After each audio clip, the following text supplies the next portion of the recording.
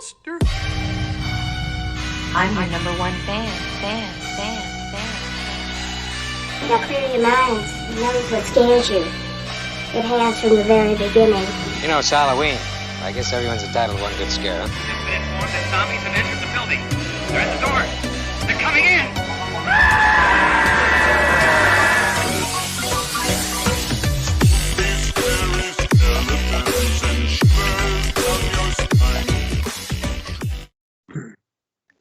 Hey everyone, welcome back to another episode of the Midnight Monster Corner podcast. I'm your host as always, Corey, and alongside me is my good pal, Tony. What's going on, brother? What's up, bud? How you doing? I'm doing well. I'm doing great. I think my body physically is not going to be doing great tomorrow, I'll tell you that. I haven't changed yet. I'm still in my golf clothes. I went and played golf today. I took a little advantage of some time off, and it's pretty amazing. Yeah. I was about to say, man, a button up for you on the show is different. So yeah, I honestly just haven't had time to really change yet. I was so up. Got to throw me off a little bit. Yeah, today I'm on the Gentleman's Podcast. Yeah, the cigar out. It's definitely gonna fit. Yeah, there you go. Distinguished podcast. Yeah, distinguished gentleman like that. That. How you been, man? I've been good, bud. I've been good. Yeah. Working, chilling, rinse, repeat. A little bit of that every day. Yeah.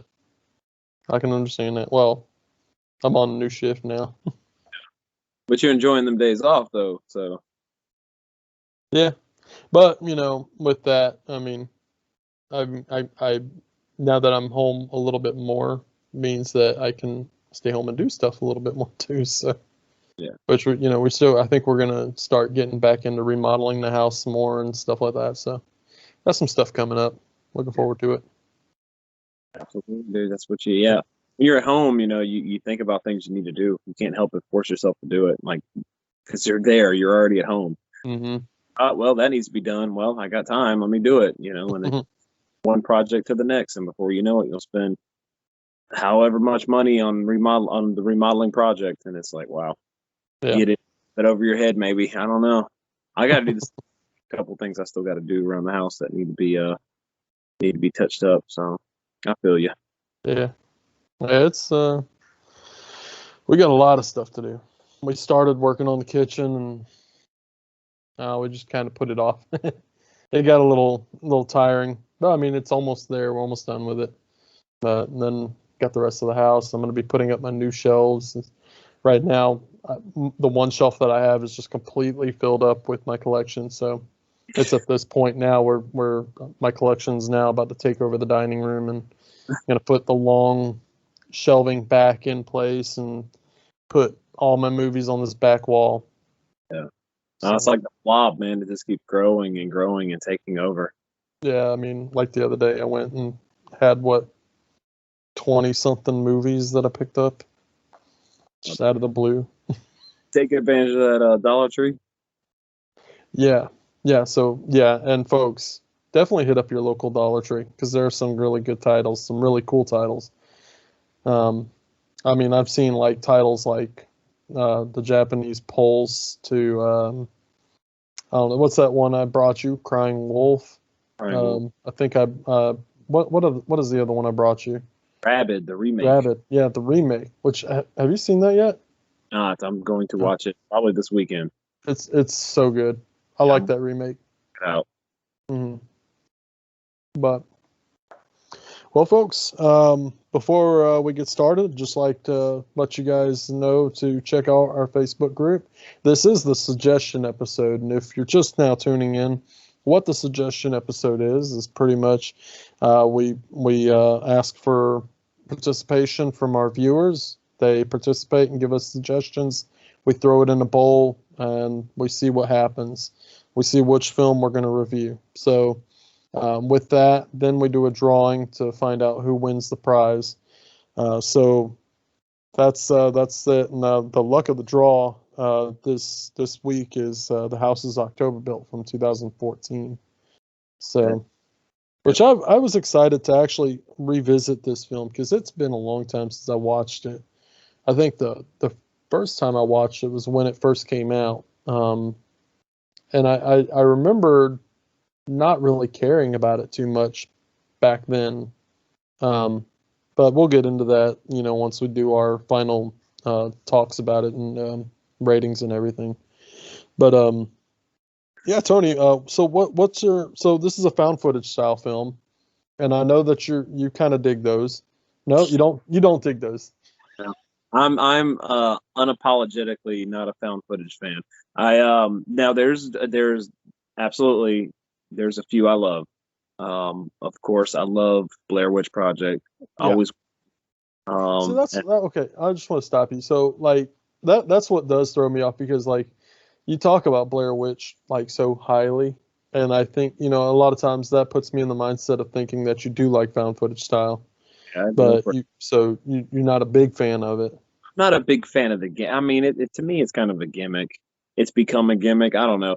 I'm not saying that I despise them. There's some out there that I really, really enjoy. There's one that I saw a couple of years ago that really just blew me away called The Den. I thought that was fantastic. I absolutely loved that. And there was another one I saw not too long after I watched The Den called The Bay, which is another fucking fantastic one. So they're out there. And just as a broad subgenre, there's a lot more misses than hits. Let's just say that. Yeah. I think it's saturated down, watered down at this point. But of course, there's always shining examples of how it's done right. And movies like that, the ones I just talked about, are perfectly done. They're perfectly done. They're not gimmicky. The characters are likable, and they're interesting movies to watch. So I admittedly I need to watch some more. Maybe it's just in my mind. I think that it's so watered down and there's not too many good ones out there. But I've never really been a huge fan of the aesthetic, except for maybe a couple films here and there. So start being a little more open minded and check a few more out. Well, for me, found footage. Okay, so pretty much like I think pretty much the granddaddy of found footage, would you say, is the Blair Witch? Yeah, kind of. It's kind of pretty much what started it, right? Well, Cannibal Holocaust, maybe. I'd say that would be the that would be the one that kind of grandfathered it in. Okay. I mean, so we saw a big boom after Blair Witch, though.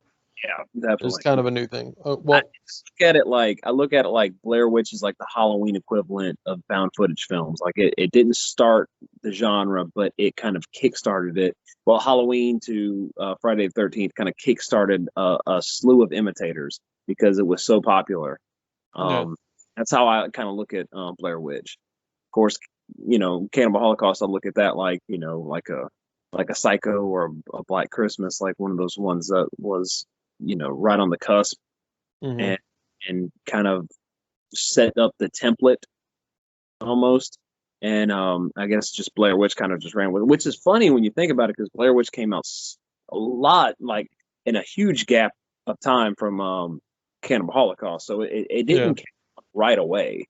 And even there was a movie before Blair Witch came out, which is notorious. I think it's called The Last Broadcast, which kind of a lot of people say like Blair Witch kind of stole from them a little bit or stole their thunder. There was a big kind of, back and forth between that and which I've never seen that film. I've always been curious about it to see how it kind of compares to Blair Witch since it came out before Blair Witch did. So, but like I said, man, I'm not completely versed in that subgenre because I've never really the majority of stuff I've seen I've disliked. So yeah. Well, and that's the thing. Like the majority of the found footage stuff that I've seen, it's pretty much been like I'm wanting to say almost kind of indie films in a sense, because you can make a found footage style film a lot cheaper, stuff like that. So I get it, but like you said, it's almost become a gimmick a little bit. I think one of the more modern found footage, which came out in, I don't remember when, but the original Cloverfield, Yeah, I was not a fan of that one. fan of that one Like, either. yeah, I did not care for that at all. I like Paranormal Activity movies. I can't fucking stand them. I hate them. Those, yeah, I think honestly, the Paranormal Activity films. I went to the movies and saw the first one, and I fucking hated it. It was the worst experience. Everything about it, it was terrible. I never gave any of the other ones a chance just because of that first experience. Yeah. But again, and I've said it time and time again, for those films, it kind of works for the modern day and age because it seems like we're seeing an uptick in like paranormal type films, with The Conjuring, with Annabelle, and all that. It's kind of more, it's subjected to more modern um, fan base, I guess you would say, or what's the word I'm looking for? Mainstream fan base. Main, Yeah. Thank you, mainstream. That's what I was looking for. But yeah, and I don't know, but going on a little tangent. Sorry. Little found footage changes. Well, I mean, it because this is, I mean, this what we're covering is a found footage film, so Hmm. get our kind of take on the subgenre as a whole. Since I don't think we've covered the found footage film yet on the show, so this is kind of a new for us right now, as far as covering this subgenre. Yeah. So getting our thoughts out there and what we think about the subgenre as a whole before we even get into this one's kind of important just to know where we're from, and maybe it'll kind of get the listeners to kind of figure out where our headspace is at when we're covering this one. Mm-hmm. Definitely. But yeah. Um. Well, folks, before we get started fully, if you haven't seen this film and you want to follow along with us, and we don't, obviously we don't want to spoil anything for you. Make sure that you head over to Tubi, where it is actually free to watch as long as you don't mind watching ads. But I believe actually Tubi has both films on there, correct? I think so. Yeah, I believe I saw both films on there, but we're obviously only covering just the first one today because that's the one that won the draw. But yeah, so did you want to give a quick synopsis? You want me to? Yeah, do you want to, man? You want to go It don't ahead? matter. I can. So basically, there's a group of friends who are setting out on an adventure to basically um, pretty much cover all the different haunts throughout America, basically like haunted house attractions and stuff throughout America, and they want to document it. And they're obviously following their friend who is a filmmaker. And upon them traveling throughout America to go to all these different haunted attractions, they want to find the scariest, the goriest, the most extreme and hardcore haunts. They come across a name called, I believe it's called Blue Skeleton or Skeleton. Yeah, it was Blue Skeleton. In which it's apparently very hard to find this haunt, but it moves, it travels from town to town. Upon them looking for this haunt, they figure out ways to get in touch with the people that run the haunt and figure out how to get to it, in which they basically do. And they end up finding that they looked a little too far and hard for the most extreme. And I'm just going to kind of leave that there because I'm sure we're going to break this film down and we're going to talk a lot about it. But yeah, so with that, Tony. So spoilers ahead, listeners. Yes. I know it's not a new film, but it's newer. So we just want to preface by saying that during our discussion we will be spoiling some things here and there. So if you haven't seen it and you want to check it out, I would suggest go checking it out on Tubi. You can watch it free. Even with ads, it still is you can watch it for free, and it's more convenient. But yeah, my initial thoughts were, well, I love, first and foremost, this film opened up with like footage of like families going through haunts and stuff like that. And I think it was so funny when this family was going through this haunt and this little girl got the shit scared out of her and she said, "Fuck." I picked up on that too. I was dying when I saw that. I'm like, oh, we're starting off with a bang here. That's funny. Yeah, actually, I like that intro too, because they also show like, like almost like interviews with people that run these shows, and then like interviews with people that have just went through these shows and stuff. And that's what I thought was really neat, because I've actually, so I don't know if you've ever been to a little haunted attraction, but it was pretty fun. And of course, mine was kind of cliche, because there was a guy that fell from like a little, I don't know, he was like hanging up there, and the next thing you know, he swooped down. And he had a chainsaw, and he came running after me with a fucking chainsaw. I think that's the biggest cliche, because I mean, when I was a kid, and I wasn't going to get into this until later, but when I was a kid, since you said that, I was a kid, I distinctly remember in the back of my brain going to this haunted attraction with my mom and a couple of her friends at the time. It was a long time ago. I was little. It was at some dude's house in the middle of freaking nowhere. I think there was a cornfield, and I remember getting chased around the cornfield with this dude with this fucking chainsaw revving it up. I mean, it's just the most cliche shit you can think of, but it really sticks with you, and it sticks in your mind, because I remember that shit to this day. I was like, fuck this. Even as I'm done with this shit. Like, get me in the house, put me in front of the TV, give me some food. I don't want to be out there in this shit doing. Because I mean, I was a big, like, just scaredy cat when I was little. So that shit wasn't for me. But I do remember it very, very specifically. So I think it's more of a cliche than anything. It's a chainsaw guy. Yeah. But I will say, when the interview was going on the footage and stuff, it kind of resonated with me a little bit, because I've heard a story, and I'll share it. But so there was talk about where, like, somebody was like, oh yeah, I almost made a guy like die or whatever, and that was the best experience ever, on there, because I forget what the story was on there. But they were pretty much like taking pride in what they did and stuff, scaring the shit out of people. And there was a friend of mine a couple years ago, and that's actually a mutual friend of ours that we went to school with. His cousin, I don't know if you remember Kevin from school, but yeah, his cousin used to come into the movie gallery all the time, and we got to talking, and he actually worked in a haunted attraction one time, and I didn't realize like how fucked up these people actually are. But he was like, yeah, so he was like, yeah, I ended up scaring the shit out of a guy one time, and he had a massive heart attack, and he almost died. And he was like, that was the best thing ever.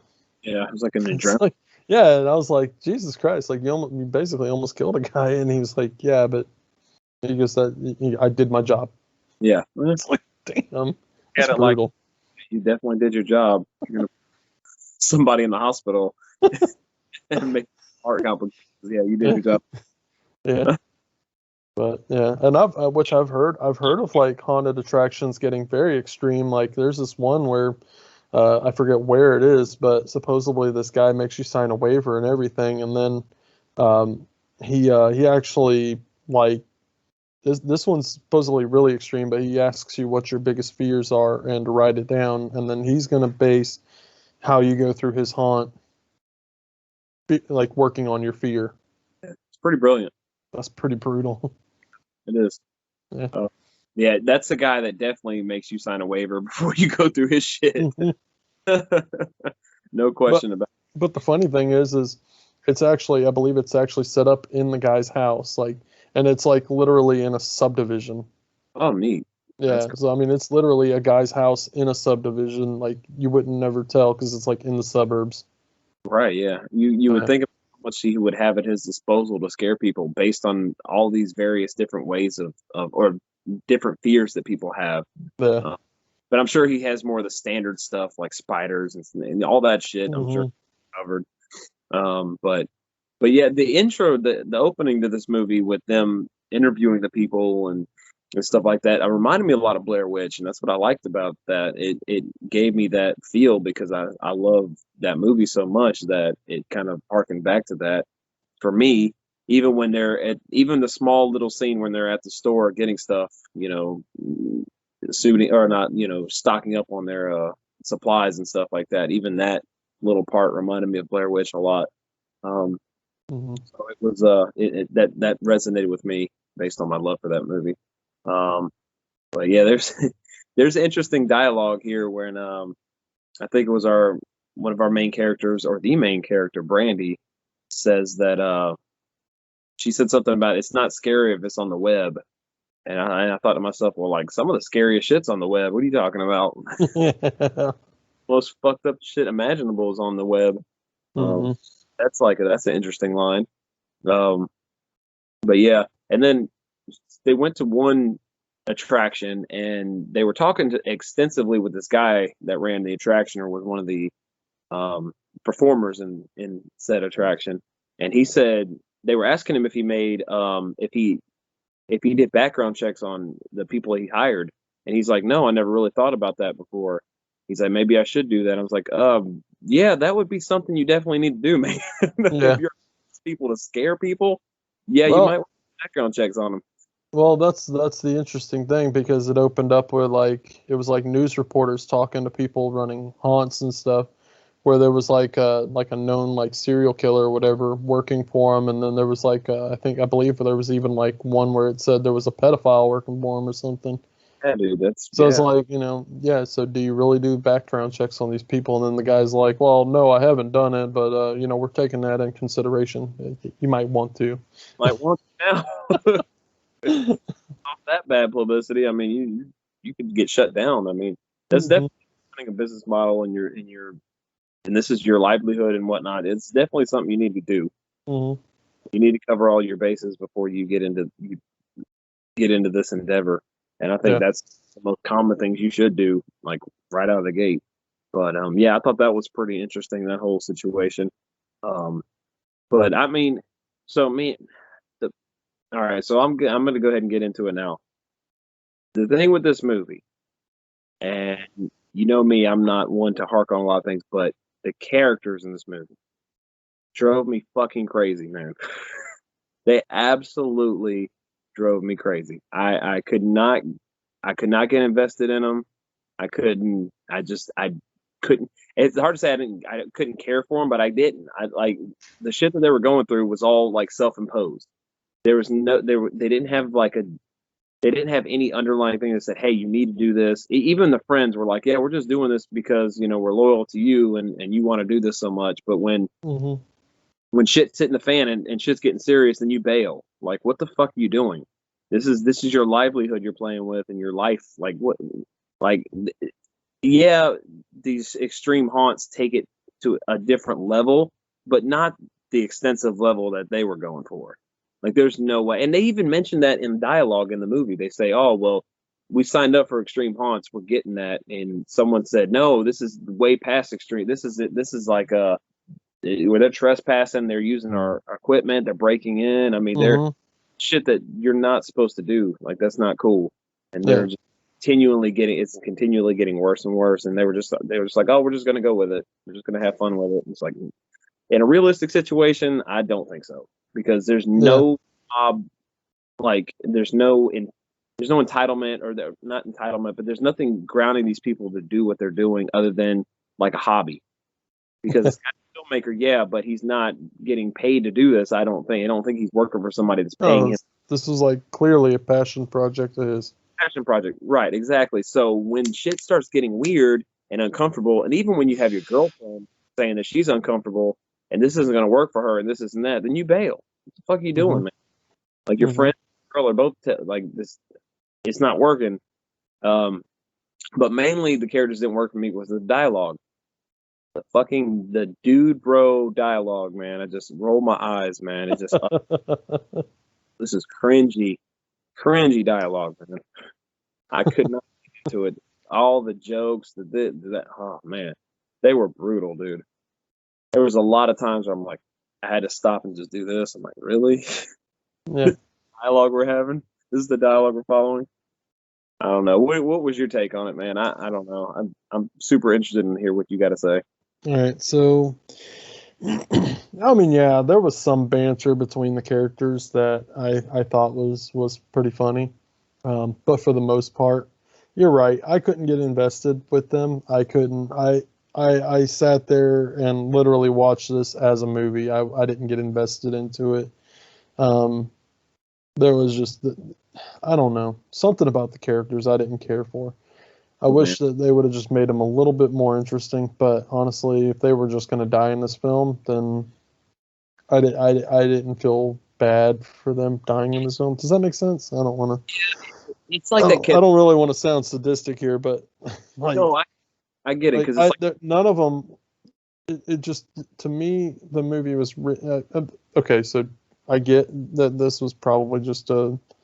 I don't know how many films this guy wrote and directed, but like the characters were just not written in to be likable at all. You know, I actually liked the bad people a little bit better. yeah. Well, they were more interesting for sure. Yeah. Like characters, and when you're invested in those characters and not in your main characters, it kind of like, well, what are we doing here? I mean, it happens as horror fans. We are drawn to the villains and the baddies, of course, because I mean, with majority of horror fans being slasher movie fans, I mean, you gravitate to those guys. They're a lot more interesting than the cannon fodder that they're killing. Mm-hmm. So it's one of those situations where these characters are, and the thing that kills me is I wanted to root for these guys, or the guy that directed this is a local guy. You know, he's from South Carolina. So I didn't know that. Yeah, I looked that up and checked that out. I'm like, oh, that's cool, man. So I wanted to get behind him and get behind this movie because I mean it's a local project. I mean, I don't shot in South Carolina. I'm sure it wasn't, but well, there was shots like that. You can clearly tell, like there was shots on Bourbon Street or whatever in Louisiana. Yeah, but I like I said, I wasn't sure if they shot some scenes over here or what, but I know the guy is from South Carolina, so I was like, yeah, that's cool, man. Some local influence there, but I don't know, dude. I don't know. I just couldn't get into the characters. The dialogue was rough. It was just like, that's why I could describe it. Yeah, like I said, and honestly, like I found myself liking, just a handful of the bad people, really. I think that his name on the IMDb is Head Clown. I don't actually know his name, but I liked him. I thought he was a pretty badass. And then, of course, the girl with the weird face. Okay, so can we talk about her for a minute? Yeah. The doll face. Yeah. That was cool. Yeah, I liked it. But the thing that pisses me off about this movie in particular is that's a cool scene. It's a wonderful scene, but it goes nowhere. Like she gets off the bus and nothing happens and nothing's said about it after that. I'm like, well, that okay. And then there's another scene where they're at this bonfire and they're all the friends, the 5 of them are hanging out, and this random dude just walks up and creeps them the fuck out and just stares at them and this and that. And all of a sudden it hard cuts to them at the haunt and nothing's ever said about it. I'm like, well, how did that resolve? What fucking happened? Can someone let's see how that resolved before we cut away from it. You know, that's driving me crazy. It happened a couple times in the movie. I'm like, I wanted to see how this shit's resolved, man.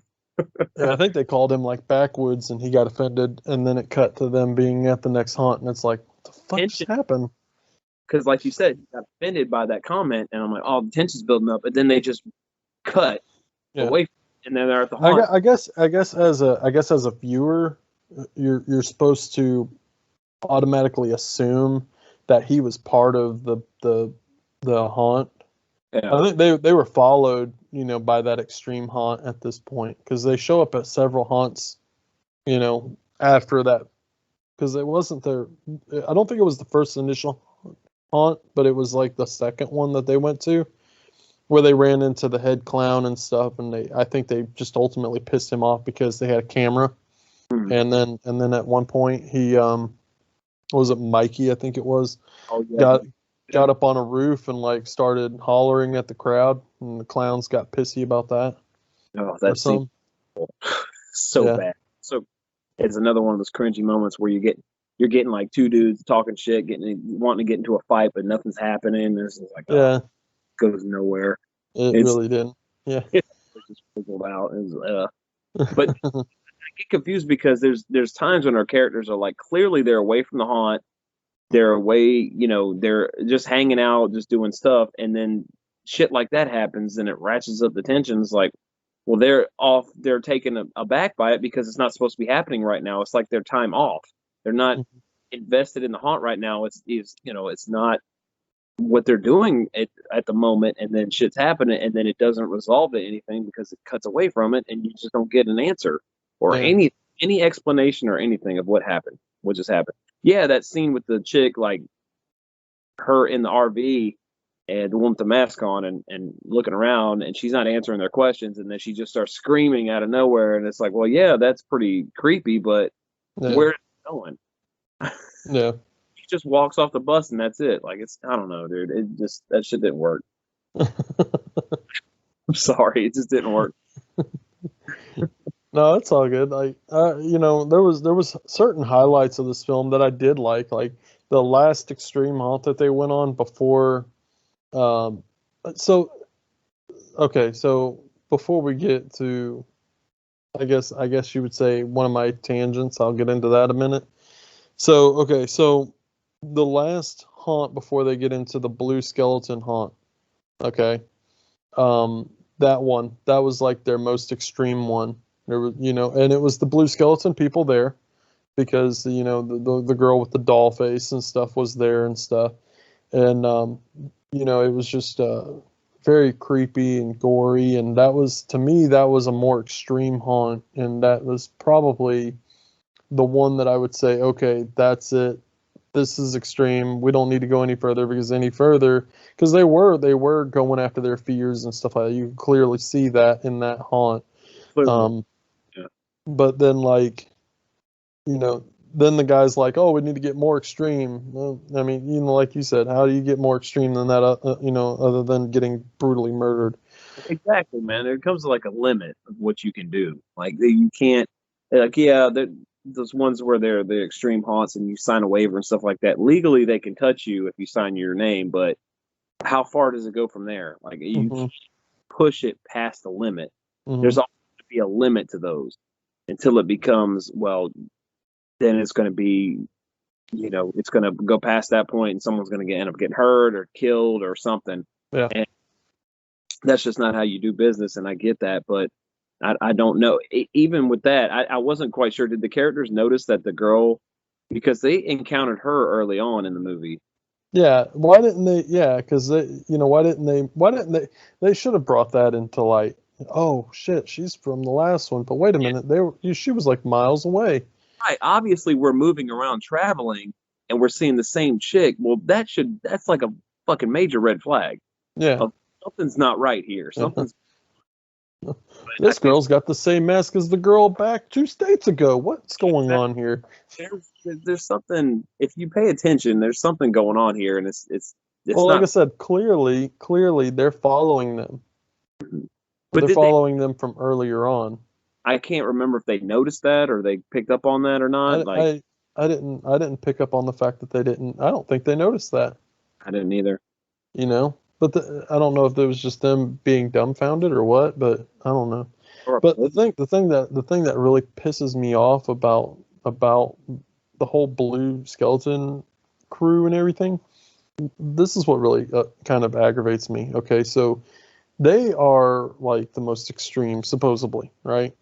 Mm-hmm. They should be the ones like.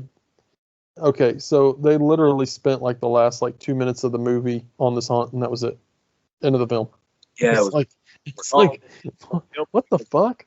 Yeah. Yeah, I wanted more. I wanted a lot more than what it was. Yeah.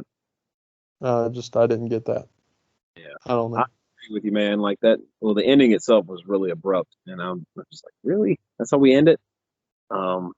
Yeah. Oh man, the ending didn't work for me.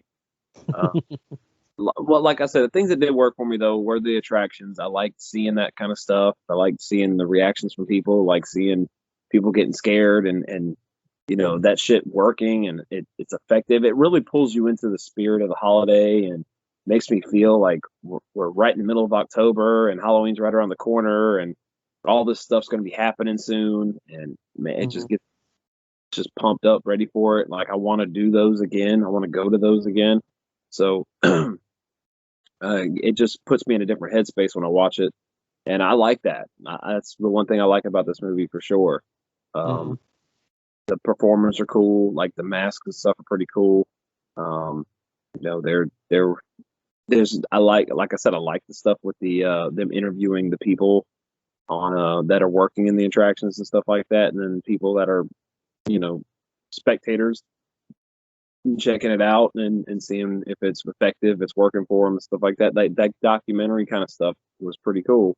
I could see what they were doing. I could see where they were going with it, but there's some stuff that just didn't add up and didn't work out for me too.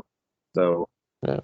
I don't know, man. You kind of take the good with the bad, but unfortunately, those glaring problems were really bad, and I couldn't get them out of my head while I was watching this movie. I couldn't pass them. But yeah, I agree with that. There was some highlights, like you said, there is some things that were good. Of course, like I really I love haunts, and unfortunately, like right now I can't go to them too much because young kids and stuff like that. But as my kids are going to get into teenagers, I'm going to probably drag them into those, and have fun and go to different haunts. We, being in South Carolina, we do have a good bit around the state actually, especially in the month of October. But yeah, we got some in my neighborhood that go off every year. So wow, yeah, they're cool. that's awesome. But yeah, I just, I don't know. I loved seeing that because it kind of brings something from the past, my past, Yeah, that nostalgia. That's what for me too. Yep. Yeah. And then like just the gore and stuff like that and some of them, and as you follow these characters into the more extreme haunts and stuff, it was kind of cool seeing the differences between, something that's like Barney Funland and like House of a Thousand Corpses, it's funny, or not funny, but it was fun seeing the differences going from state to state and stuff like that, and seeing how things get worse and worse as they go along. So you're kind of on the adventure with them a little bit. Yeah. So that's pretty cool. Like I said, some of the banter between the characters was kind of fun for me. Not too much because it just wasn't there. One of my favorite shots was when the guy's like on the bus, like what was the guy? I forget the guy's name, Jeff maybe, where he got on the bus and he was like checking where all the cameras were and everything. Then he heard a noise in the back. He opens it up and there's Mikey in just like a Speedo or something. Like it's like, what the fuck you doing here? And he's like, oh, I slept here. He's like, why? And then like next thing you know, he's like, oh, you might want to cover your eyes. And then like this woman comes walking by him. I thought that was pretty funny, but I don't know. There wasn't too much funny moments between the characters. Yeah, I don't know, maybe that's what they were going for, showing the fear of these characters as you go along, because it starts out as a fun adventure between the characters and then into more serious where everyone's like, I'm not cool with this. I'm not having fun at this point. This is getting to me. And then you got one guy going, but guys, this is all fake. And they're like, one guy, yeah, five. It should be a vote. One guy is like, yeah, let's keep doing this. Yeah, he's like, but guys, just remember, this is all fake. And they're just like, okay, you're right. I mean, these people broke into their RV. They videotaped them while they were sleeping. That doesn't bother you at all. Like, no big deal. Yeah. It's just, but I don't know, man. I don't understand it. It's like they were being held prisoner by this one dude who was like, we're finishing this up, damn it, and y'all are along for the ride, and y'all got nothing to say about it. Like, no, it's they clearly have something to say about it. They're uncomfortable. They don't like it, and they're still going along with it. I don't know. I didn't know. There was moments where there was a lot of flashing lights and everything like that. And I'm surprised they didn't put a warning for people that might watch the movie with like that have epilepsy and shit like that. Like that could cause an episode or something. No, I see that a lot lately where there are shows and movies and stuff like that preference that warning before you even watch, because prone to go into fits and stuff when they see that. So I'm surprised there wasn't no warning. I didn't see one before that happened, because that's a big deal, man. That happens. So put that down. I'm like, well, that's surprising. No warning or up. Hope somebody that is prone to epilepsy seizures isn't watching this, because they will start going into a fit for sure. No doubt. Gotta love them strobe lights. Yeah, man. It's flashy. Yeah. Mm-hmm. Yeah, and then there was like the thing. So another thing I didn't like is, I get it, this is found footage. Someone's holding the camera and videotaping everything. But even in the haunts, like even in the attractions, there's so much shaky cam. You don't know what the fuck's happening. You can't follow anything that's going on. All you see is like the back of someone's leg or the ground. I'm like, well, this, what the fuck, man? I want to see what's going on here. You know, if it's found footage, let's see what's happening while they're recording. I know they're reacting. They're like, oh, they're freaking out. They're scared. So they're not thinking about aiming the camera up and following everything. But still, it's like disorienting as hell. Mm-hmm. There was times I'm like, I had to look away. I'm like, this is fucking crazy. Yeah. I found myself kind of wondering what the fuck was happening half the time, because I was like, and then that, and again, back to the whole situation where, you know, it's like, oh, this is happening, and then cut to something else, and it's just like, what the fuck? How did that resolve? Yeah, and I'm just like, I did find myself a couple times kind of lost, like what the hell's going on? You know, there was a cool shot that I really did like, but even then they were like, this is getting too serious. But that morning that they woke up and there was like 4 skull masks in the windshield. Yeah, that was cool. Yeah, I like that. That was pretty neat. Yeah, they had to wear them to kind of mark who they were and what attraction they were going to. Crowd. Yeah, because that was when they were at the Mardi Gras kind of crazy thing in New Orleans. I like that shit. I like seeing all the crazy people in the streets and just doing what they normally do. Yeah, it's pretty. But yeah. What about this? Is the best line. This is one of the best lines. It had me like, really, like one of the characters is like, oh, I wrote it down. They're like, well, yeah, there's been a few films in the history of cinema that zombies shoot guns. And the guy's like, well, because he's like, oh, do zombies even shoot guns in movies? Has that ever happened before? I'm like, really? Come on, dude. Like, we got Bub. Really done that a few times. Yeah. You not know what George Romero is? I mean, do you not know who Romero is? Are you not familiar with the Dead franchise? I don't know.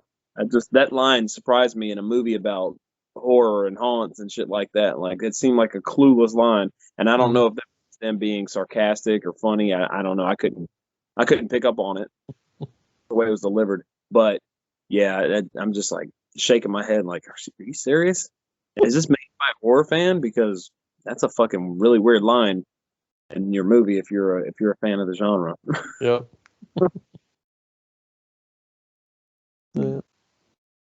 Yeah, I didn't pick up on too many lines. I was honestly, between some of the crappy dialogue and not paying attention to it, to, you know, paying attention to more of, you know, the aesthetic of the haunts, you know. That's pretty much really what I paid more attention to in this whole film. I just couldn't get invested in the characters, man. It was hard to me because they spent a lot of time with these characters in the movie, and if you can't get invested in the characters, and this movie is so much time with these characters and stuff like that, then it's gonna be not fun for you. And that was I looked for stuff to like, and I looked for stuff to kind of pull from this and be like, oh, that was a positive, that was positive, and yeah, I did do that with a couple of things, but the majority just didn't work for me, man. Mm-hmm. And I hate coming down on something like that, but it's the truth. It didn't gel for me. Yeah. Yeah, I definitely agree. Well, I think we've said pretty much everything we need to say about it. Yeah, I mean, honestly, like I don't know. I wanted to love this film. I did too. Yeah, going into it. I didn't mention it before we got started, but this is the first time watch for me. I never saw. Oh, really? Yeah, I never saw this before. So yeah, I'm like, fuck yeah, dude. I just recently watched a lot of just covered Haunt. I had seen Hellfest not too long ago. I mean, we covered a lot of well, I've seen personally, I've seen a lot of movies lately that are covering haunted attractions and haunts and stuff like that. So I was like, fuck yeah, man. I was jonesed up, ready to go. I was like, this is gonna be another one I can add to my list of watching every year around this time. I'm excited. I'm ready to go, and I'm just like I mean, it started off with the bang with that little girl saying "fuck." That was funny as hell. That got the laugh out of me. Like, Did you know that this was a found footage style film before watching it? I did, Okay. yeah. Someone told me, or someone didn't tell me. I did. I don't know if I did research on it. I heard about it. Maybe Mhm. somebody. But yeah, Is I the, had that prior knowledge going in. do you know if the sequel is I don't. But you know what's is that funny is when I was watching it on Tubi, and it ended, I was writing down something in my notes, and then it automatically jumped to the part two. So I thought it was like a pre-credit sequence going on. So I was like, wait a minute, is there more to it after the credits? And I didn't realize it until I went in the other room and I stopped it. I was like, oh, this is the intro to the second one. So I jumped. So Tubi automatically jumped me to the second one, the sequel. Even knowing, I thought the whole time it was like a pre-credit sequence going on. I'm like, oh shit, I didn't realize this movie had a pre-credit sequence. Kind of threw me off there for a while because it kind of continued on to where it ended. So I Yeah, was like, all right, well, that's interesting. But no, that was just part two, I guess. that's funny. That kind of threw me off. Yeah, I can't. Honestly, like I said, I think I watched like maybe the first 5 minutes of the second movie and just I don't think I could have gotten into it. I think that's why I stopped watching it altogether. I definitely got into that haunted strip club though. That was pretty fucking awesome. That was neat. I was all about that, man. The girls in that were smoking hot. Shit. Yeah, that Yeah. worked for me. That was one part of the movie I did dig. Throw that out there. I wrote that on when I was like, damn, sign me up for this fucker. It I was want to. still kind of weird because there they were like sliding down these poles upside down with like zombie masks on and nothing else, and I was just like, yeah, it's kind of not my thing. Oh, well, I mean, zombie faces aren't my thing, but their bodies are definitely my thing. That part Uh, worked. Yeah, dude. Even that scene, I mentioned it before. Even that scene where that clown dude wants to fight Mikey. mhm. Oh God, that scene was just—it's like something you would see in high school. Ugh. Wasn't it like because Mikey like hit on his like or another girl or whatever That from the haunt? up, but the whole reason the clown came after them was because they were filming while the attraction was going on. He wanted their camera. No, that's right. That's right. No. He wanted the camera because Mikey ended up banging that chick on the bus. Did they And though? yeah, no, they didn't. Okay, so if you pay close attention to the dialogue in that whole sequence, he was like, I know you filmed you two. I want that film. I want that footage." Oh, I thought he So was off because they were videotaping in the attraction, and that was one of the more extreme ones. Where they didn't want people doing that. I don't know. well, I was he confused. he wanted the cameras or he wanted the footage of Mikey banging that chick or whatever. And Mikey made reference to something about like, oh yeah, you just pissed off because I ended up having sex with your cousin or something like that. Oh It was wow. pretty funny. Yeah, it was like some reference like that or something. I forget what exactly he said, but yeah, he was they were getting pretty heated. But yeah, supposedly Mikey filmed him doing stuff with that girl, and that I think that's what started that whole thing.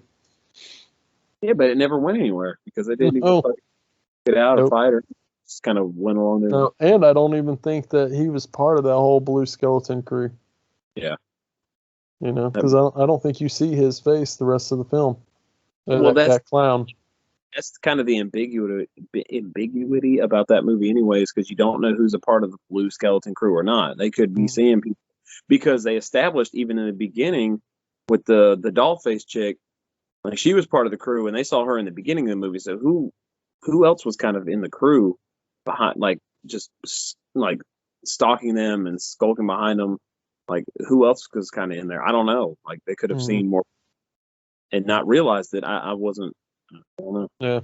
See a couple of the of the main ones at the end, and you're aware of who's who. But even then, they could have had other people that you didn't even see at the end that were in the crew too. I don't know. Yeah.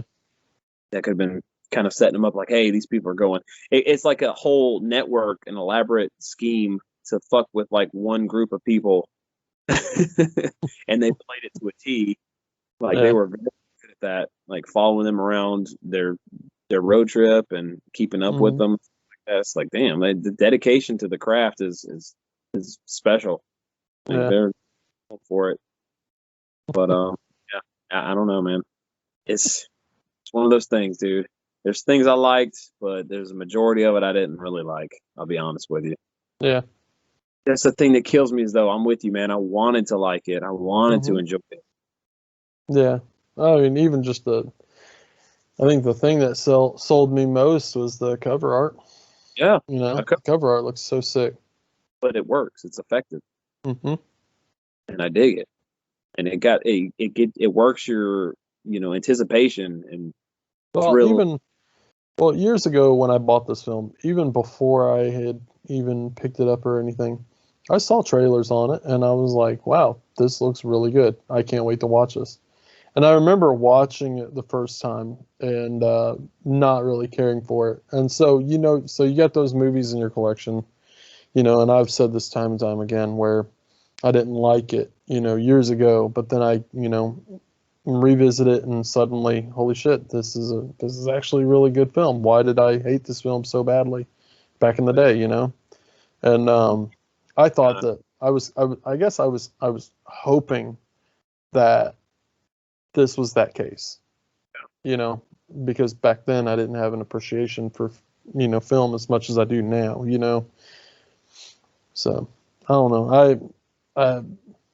I'm glad I watched it again, but I still feel the same way about it. Happy, and like I said, maybe I'll go back and watch it again and later on down the line, and maybe I'll gain an appreciation for it or something. I don't know.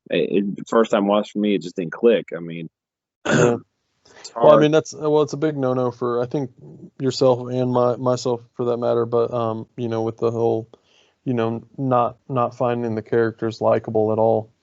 I think that plays a big factor right there, because you want to sit on the edge of your seat and hope for the best for these characters, and you want to follow them on this journey of survival, and it just doesn't happen. It's hard to get invested in them when they're continually going down this path and they know it's not right and that shit's just not work. It's not adding up, and this shit's not cool, but they're still going along with it just because one guy is like, yeah, we got to go. It's extreme. Anybody in that would logically like call the cops and shit like that. Like, there's no leave. Just be like, oh, we're this whole social experiment is over. It's done with. Like, we've hit the bottom. But you know what? I think honestly, it would have been a little more effective if they never went along with fully going to that last haunt, or trying to contact to go to that last haunt. They already knew who these people were. They already knew where they lived, stuff like that, because they had followed them basically across the country, right? And they, at one point, they get in the bus and they actually look at, I believe at one point, they actually take one of the guys' driver's license, Mm-hmm. So, I mean, they, on your driver's license, you know where that person lives at this point. They could have just gone to those people's houses and brutally murdered them. I think that would have made the film a little bit better, but I don't know. They wanted to sell that haunt shit. They wanted to have the end of it take place in a haunt, because that's what they established the whole film as the core narrative, is this fucking these haunts and exploring these haunts and learning more about them and studying them almost. So it's almost like a social. Well, do you think there was kind of a underlying tone for the whole movie about like, pretty much like haunted attractions? Do you really know who you have working for him? Kind of like going back to that guy that we saw in the beginning of the film, where even the guy at the end. yeah, where he was where he was saying that, we're going to be doing background checks from here on out on people, or we're taking that in consideration. I wonder if that was kind of the whole message of this whole film. Right. Well, I was thinking that when we heard the monologue at the end with the guy where he's like, what's your highest, like, what's your proudest moment being a part of these haunts, is when the guy's like saying that he scared almost somebody to death, and he's like, that gave me the biggest thrill out of everything that I've, or something along those lines. And I was like, well, maybe they're saying something there, like, you just get the adrenaline going and you want to do your job so well that you scare people half to death, and they have heart problems and this and that, like, and where's that line? Where's that line drawn? So maybe they're trying to say something there, and I think at the end with that fog, they kind of were. Yeah. Oh, I guess that's what you can take away from the film. What you said too, with the guy saying, "Hey, maybe I should be doing background checks." Well, yeah, because shit like this could happen. I mean, we've seen it in movies where there's always there's fucking crazy people in the world, man, and if you don't do your due diligence and know what you're getting yourself into or in for, excuse me, then shit like that can pop off at any time. Mm-hmm. Unfortunately, the human nature of not knowing some people when they're being crazy fuckers out there. So basically saying something there. Yep. And, I love. See, one of the things about me, man, is I love, and I've come to the realization that I love hillbilly exploitation, backwoods horror films. Like, I love them so much, dude. Because I mean, Texas Chainsaw, it's one of my favorite films ever made, and it's the template for that. It's perfect in that regard. But I see, movies like this, I'm like, yeah, man, especially they're going all they're like traveling down south, like to every state where these haunted attractions, all these extreme ones are going on. And I'm like, yeah, I love that kind of shit, because I love these old Jethros that are wearing these masks and they're playing it off, and I love that shit. But I just wanted so much more out of that. Like that scene in the bar. I love that scene in the bar. That was great. Those characters, redneck characters, man, that fuck with people. I love that shit, dude. But they didn't. I wanted more of that. What was the clown's name that they had to meet? Giggles. That he was kind of skulking up on him, dancing and shit like that, being bizarre. It was a strange sequence. Give me more of that, because I love that strange, bizarre, odd shit. Like that shit works for me. But I don't know, man. And so I'm saying, like, there's so many things about this movie I wanted to like, and just didn't. But and that's unfortunate. But it happens sometimes. Yeah, I mean, it's hit or miss, and in this case, it was definitely a miss. Well, you ready to get into ratings? Yeah. You want to go first? Well, like I said, I think I've kind of went on a tangent and wouldn't say maybe a rant, I don't know, about what didn't work for me. But like I said, some of the stuff did, like those homages to Blair Witch with the interviews and stuff like that. I mean, it happens in found footage movies, of course, but I just always think about Blair Witch when I see shit like that. And then even that little moment where they're at the store getting their supplies and shit, like they did in Blair Witch, I'm like, yes, that's the movie I'd rather be watching right now. I want to watch Blair Witch now. But like I said, I don't want to beat a dead horse, but the acting, not even the acting, just the dialogue and our characters, following them, the setups that you never get a payoff for, the ending being very abrupt, and that's another instance where the setup, no payoff, like, just didn't work. And but I love the haunt stuff. I love that scene at the bar, and even little scenes here and there. I just wish they would have fully expanded on them and would have went more into it. I mean, even if the runtime was a little bit longer, I think it would have benefited. But unfortunately, they didn't do that. And I rated this, all in all, I rated this 2.5 out of 5. So it's not bottom barrel. By no means is it an atrocious movie. No, it's not. No, It's just a movie that, on paper, it's great, like, but executed, it didn't stick the landing. Let's just say Mhm. that. It's by no means an awful film. I've seen awful films, and this is by no means an awful film, but Mhm. it's one that personally didn't work for me. Yeah. Yeah, I mean, I'm there with you. The like you said, the idea is amazing. I think it's definitely. So we covered Haunt, and Haunt was not, it wasn't the greatest, but it wasn't the worst. Um, I would have liked to see this film be a little more kind of like that in a sense. Um, the concept is there. The concept is good. Um, Work. yeah, it does work. The likable characters was not there. I can't sit here and say I have a favorite character. The favorite character I have of the whole movie is Dollface Girl. Just because that the scene on the bus, that kind of does get to you a little bit, because it's like that is unsettling, you know. That perfect work. Yeah, Settling. it was very unsettling.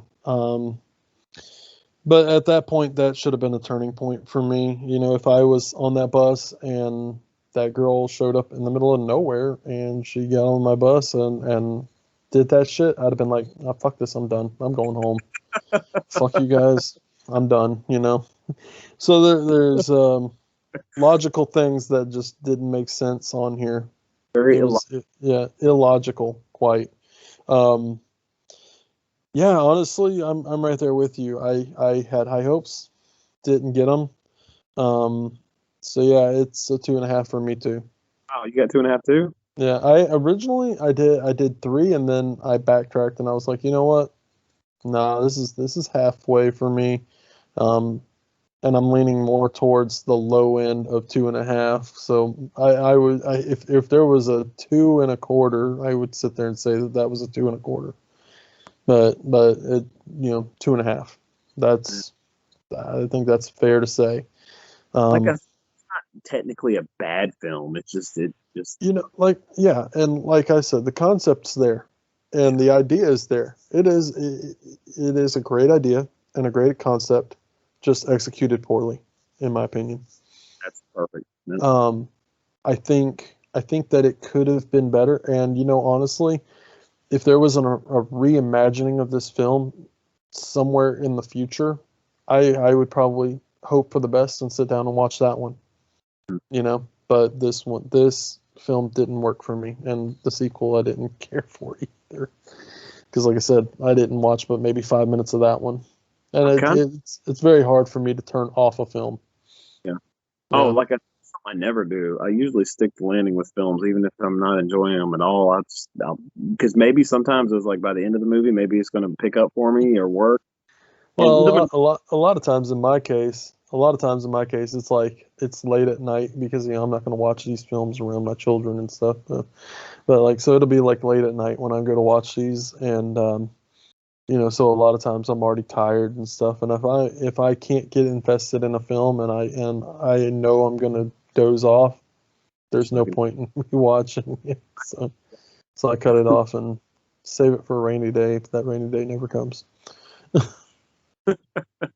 Because then I'm going, oh yeah, I'm not watching that film. I do the same thing.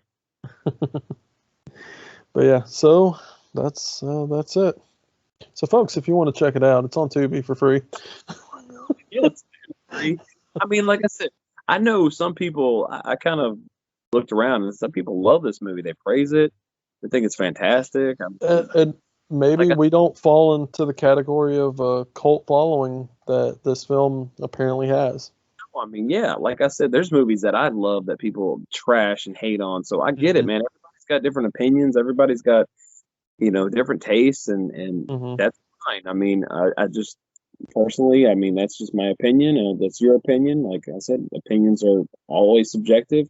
So, we're just going to give you what we really honestly thought. We're not going to say if it's a, if stuff's not going to work for us, we're not going to get on here and say, oh, this was great. The characters were really fun. I really, no, we're not going to do that. We're going to be completely honest with you guys and let you know.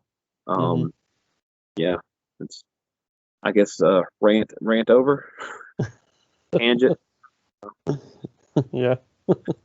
Get on harp on negatives. I wanted to get on some positive too. So hopefully, people hear that, there's some positives in there for sure.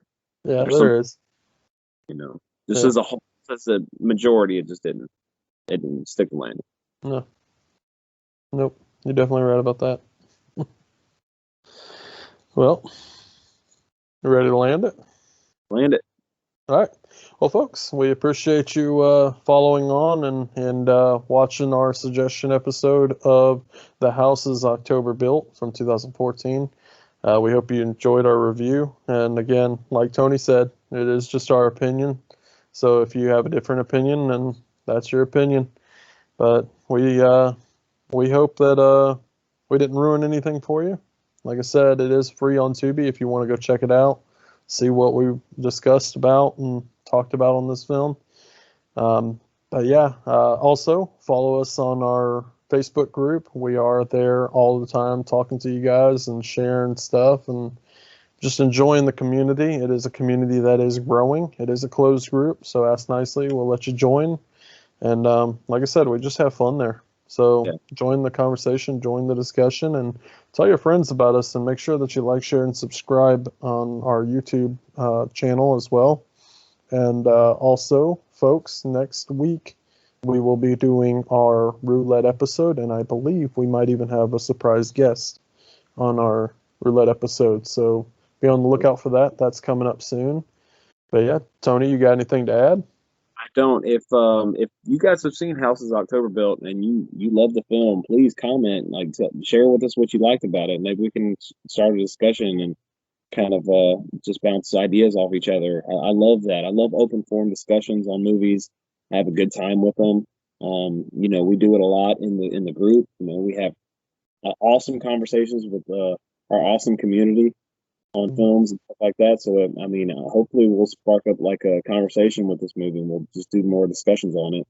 And just based on what people are thinking, or if you really love the film and you're like, hey, well, you guys need to look at it this way or that way. Like, yeah, man, just share that opinion with us for sure. Definitely.